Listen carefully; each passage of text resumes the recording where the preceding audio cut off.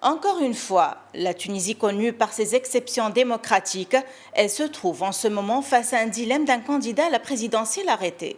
Nabil Karoui, le deuxième lauréat à la présidentielle de dimanche dernier, est en détention préventive depuis le 25 août dans une affaire de blanchiment d'argent. La loi électorale ne l'empêche pas de se porter candidat tant qu'il n'est pas jugé.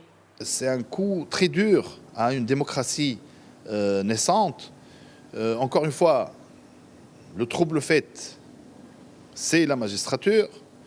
C'est très inquiétant pour le peuple tunisien. Aujourd'hui, M. Karoui, malgré ça, il est au deuxième tour avec au moins 500 000 personnes qui ont voté pour lui. Donc je considère qu'il y a une sorte d'usurpation de la volonté de ces individus. Les appels à la libération de l'homme d'affaires se sont multipliés à l'intérieur comme à l'extérieur du pays, afin d'assurer le principe de l'équité et de l'égalité des chances.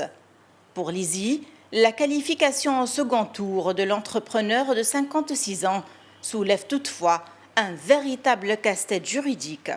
Nous, on a une obligation de garantir donc ces principes d'égalité et les mêmes conditions de campagne pour tout le monde.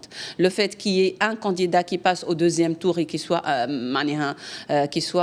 arrêté pour un crime, il y ait des poursuites contre lui et que l'instruction veuille qu'il soit incarcéré même avant le jugement, pour nous, c'est une raison peut-être que les conditions d'égalité entre les candidats ne soient pas garanties et on cherche à avoir une issue. Surtout, comme je l'ai dit, qu'il n'y a pas eu de jugement contre ce candidat. Dans une lettre adressée à l'opinion publique, la Ligue tunisienne des droits de l'homme a appelé à garantir au candidat Nabil El Karoui en détention préventive à la prison la liberté totale de mener sa campagne sur la base du principe de l'égalité des chances entre les deux candidats.